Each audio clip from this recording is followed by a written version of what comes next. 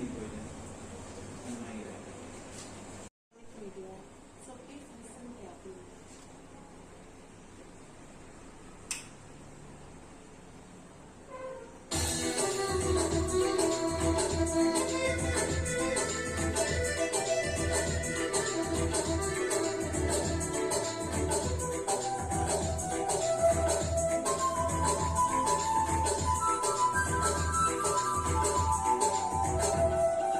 Welcome to Ancestral Goa, or Bigfoot as it is also known. Bigfoot because the legendary imprint of the foot of a virtuous man whose character and penance pleased God so much that he was lifted to heaven is found in this place. Ancestral Goa offers you a glimpse of what Goa looked like and how life in his paradise on earth was a couple of decades ago. Behind you, by the side of the main entrance, is the fan of those times. A thick cloth tied to a pole was moved pulling the attached rope, thereby stirring the air to provide a cool environment to those seated below. Opposite that, you can see the palanquin, the mode of transport for the landlords. While the master and his mistress would seat in the palanquin, four able-bodied men employed as porters would lift it on their shoulders or heads and carry them. In front of you is a picture of Sant Mirabai carved out of a single laterite stone. Mayendra Alvarez, who conceptualized ancestral Goa, single-handedly sculpted this image by using traditional tools. His labor of love has been recognized as the longest sculpture on a single laterite rock in India. Let us go out to have a glimpse of life in Goa then. As you move in the recreated village at different places, you will be explained through the sound system. Listen carefully and please move on as and when you are requested to do so. Thank you.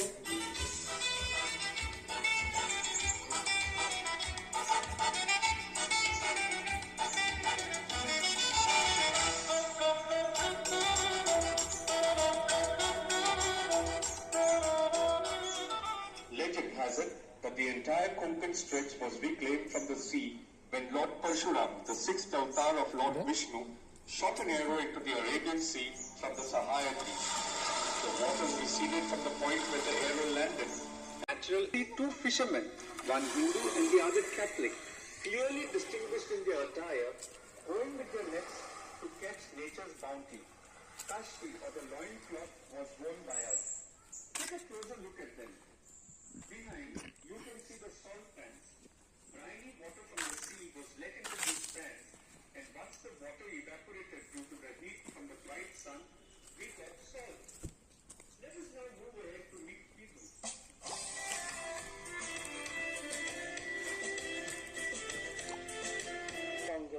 I sell fish by visiting a section depicting some of the houses and occupations along the coastline. Behind you are the huskers at work. You can also see some of the tools and implements used to pluck coconuts, repair rafters from the stem, etc. All nicely placed in the cupboard there. Further ahead is a typical fisherman's hut erected by the seashore, sturdy enough to withstand the strong winds. It is made entirely of barks of the coconut tree. Fishermen do all their work here. Notice the various implements used by them, like the hook, the anchor, and don't miss the wooden needle used to repair the nets. A picture of fisherman's patron Saint Anthony is prominently displayed in the hut, and we pray to him before venturing into the sea. Please climb a few steps to have a look at the life in the interiors, where farmers or agricultural laborers live.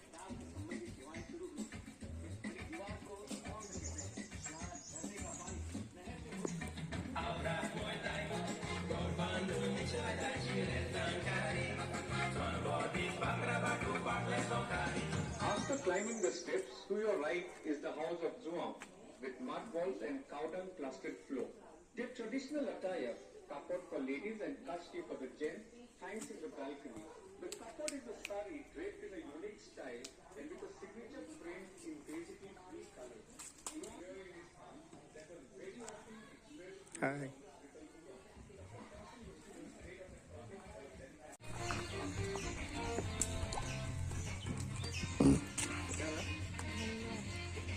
ನಂಗೆ 25 ಇನ್ನೂರು ನನ್ನ ಹತ್ರ ತೊಗೊಂಡ.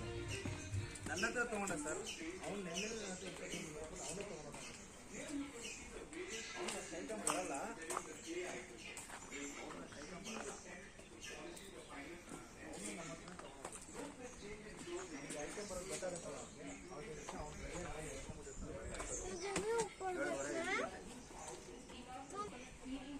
ಅದಕ್ಕೆ ಇದೆ sir, ಅದು ಕೊಟ್ಟಿದ್ರು ಒಂದು ಐಟಮ್ ಬರ್ತಾರಲ್ಲ.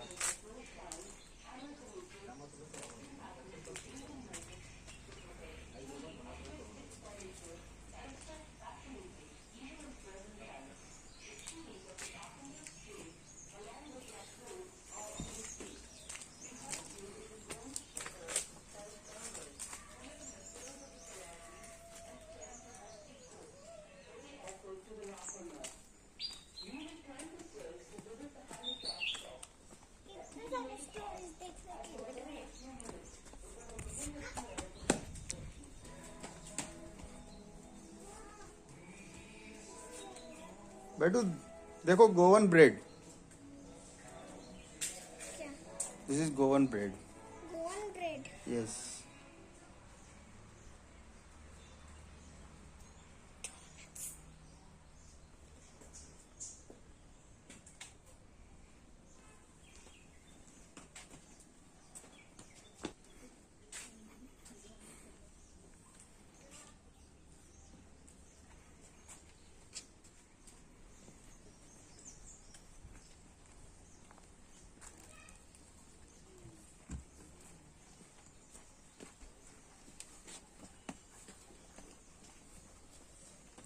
मुझे एक मिठाई मिल सकती है?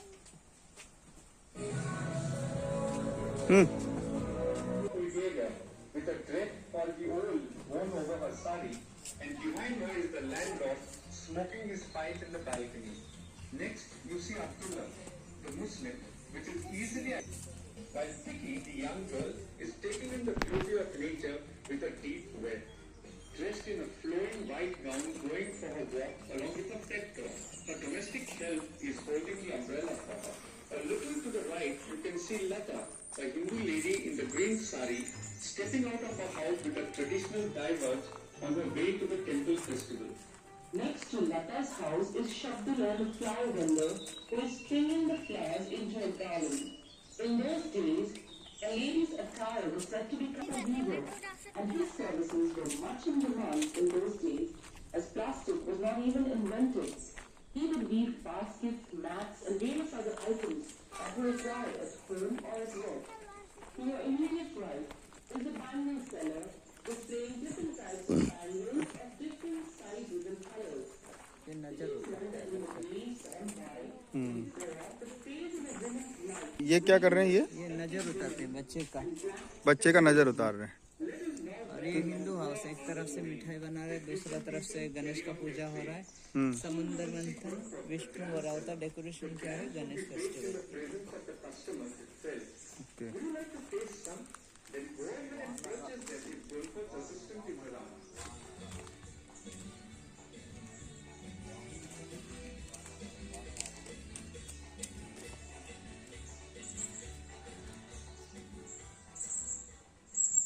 Opposite the grand cellar, you can see बाजार टींटों के जो तीन रास्ता से जॉइंट होता है उसको टींटों कहा जाता है.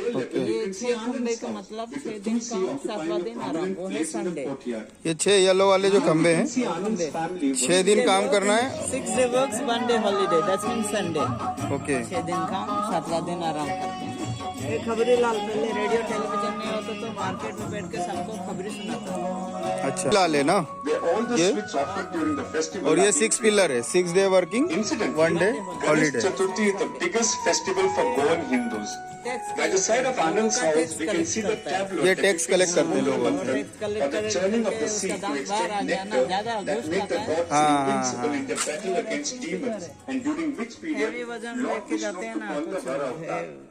वजन उसके ऊपर रख के कुछ टाइम रेस्ट आराम करते हैं, बाद में उठा के अपने आप जाते हैं. ये वाला. was also the place where all the news of the village or neighboring areas could be got.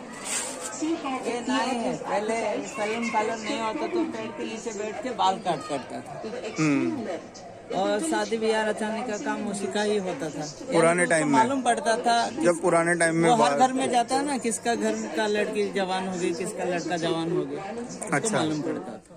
Behind you, the two laterite stone columns you see is what was called Dohonne. It was a raised platform to provide some rest and relief to ये heavy loads on their heads. दोना मारिया का घर, दोना means madam Maria उसका नाम, जो बाहर rocking chair पे बैठी हुई, दोना मारिया का प्रार्थना स्थल।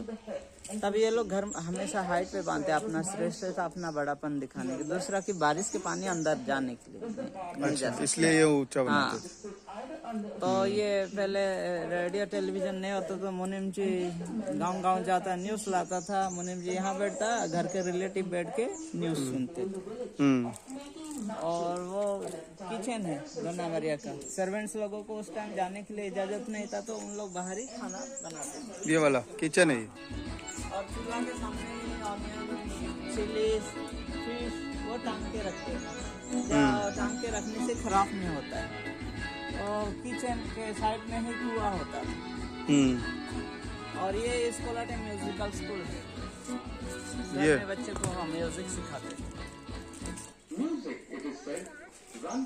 और ये सन डायल है, सूरज की किरण से एग्जैक्ट टाइम मालूम पड़ता है। ये वाला वो अभी टाइम है ना, कितना हुआ देखो, बराबर टाइम है ना।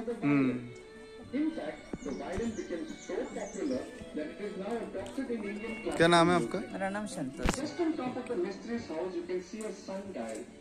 अभी एक होने के लिए आया ना।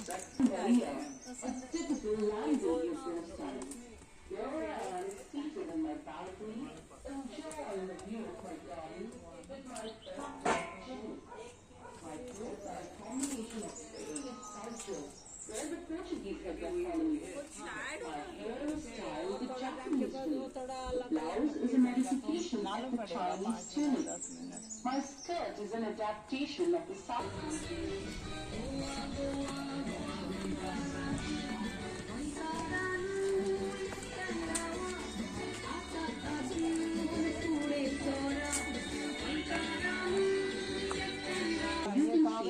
दो साल की दारू मिलती थी, खासी में तो अभी लाइम जूस, कोकम जूस मिलता है। आज संडे है, इसके लिए बंद है, एम्प्लॉय नहीं आया। ये गेम खेल रहे ताबला, लूडो जैसा गेम। और ये सोडा मशीन, मार्बल सोडा है सर, तो वो बोल्ट सोडा है ना, तो ऐसा ही आगे जाओ, देख एवे नाचते वाला चीज।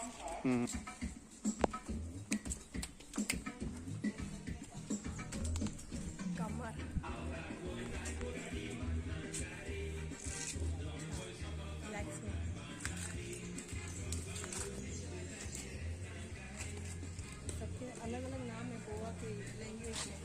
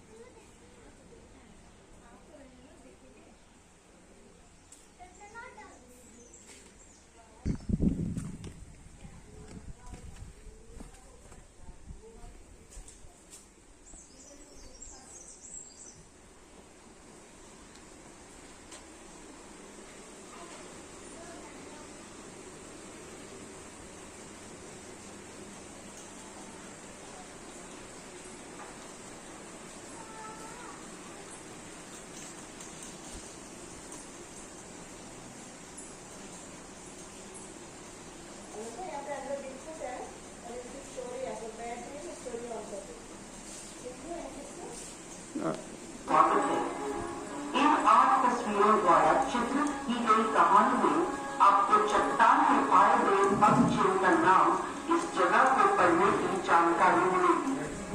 ये कहानी एक दौलतमंद आदमी महादर की है जो दयालु और उदार था और गरीब जरूरतमंद लोगों की मदद करता। लालची लोग झूठ बोलकर उससे खाना, कपड़ा और पैसे मांगते क्योंकि वे काम करने के लिए बहुत आलसी थे। ऐसा ही एक आदमी था पुरम, जिसने महादर का सारा धन चुराने की साजिश रची। उसने अपने ऊपर दुर्भाग्य आने का नाटक किया और महादर से मदद मांगी। महादर इतने दयालु थे कि उसे मना नहीं कर पाए, लेकिन उसकी लालच का कोई अंत नहीं था। वो और अधिक पैसे मांगते गया। महादर ने जो कुछ उसके पास था सब पुरम की मदद करने में लगाया। अंत में महादर के पास देने के लिए और कुछ नहीं बचा। पुरम ने उसे अपना घर बेचने पर मजबूर किया और वो पैसे भी हड़प लिए। महादर और उसकी बीवी बेघर होकर सड़क पर उतर आए। फिर एक दिन महादर की पत्नी बहुत बीमार पड़ गई, लेकिन कोई उनकी मदद के लिए नहीं पहुंचा। जिनकी मदद करने के लिए महादर ने अपना सब कुछ त्याग कर दिया, वे भी उसकी मदद के लिए नहीं आए। उसकी पत्नी मर जाने से महादर अकेला पड़ गया, लेकिन महादर का विश्वास अटूट था। वो जगह जगह घूमकर जितना हो सकता लोगों की मदद करता। उसकी निर्भर स्थिति में भगवान उन्हें सपने में दर्शन देकर पूछते हैं, क्या तुम पुरम से अपनी संपत्ति वापस हासिल करना चाहते हो? महादर ने भगवान से पुरम को माफ करने की विनती करते हुए कहा कि वो अपने हाल में खुश है। उसके उत्तर से प्रसन्न होकर भगवान ने महादर को वरदान मांगने को कहा। तब महादर ने भगवान से एक छोटी सी जगह मांगी जहाँ वो खड़ा रहकर मानवता की शांति के लिए प्रार्थना कर सके। महादर की अधिक परीक्षा लेने के लिए भगवान ने उन्हें एक गर्म चट्टान दिखाई। महादर राजी खुशी उस चट्टान पे एक पैर पे खड़ा हो गया और कई सालों तक प्रार्थना की। उसकी आस्था से प्रसन्न होकर भगवान महादर को स्वर्ग में ले जाते हैं, लेकिन उसके पैर के निशान उस चट्टान को हमेशा के लिए छूट गए। इस जगह का नाम बिग फुट पड़ा। अगर आप गुफा में प्रवेश करें तो आप महादेव के पैरों के निशान पाएंगे। कथानुसार महादेव को वरदान के तौर पर जो कोई सच्चे मन से प्रार्थना करता है उसे आशीर्वाद प्राप्त होता है और उसकी मनोकामना जरूर।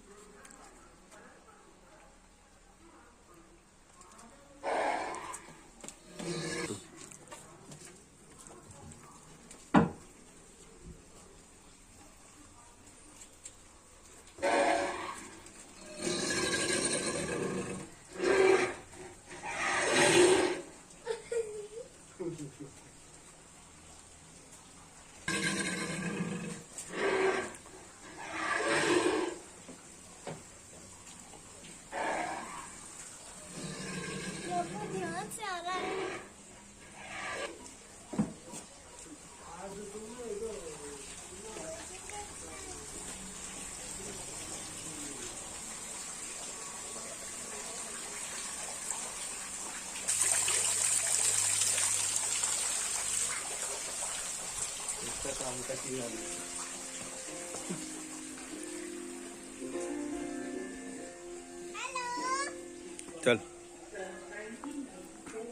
निर्माण किया गया।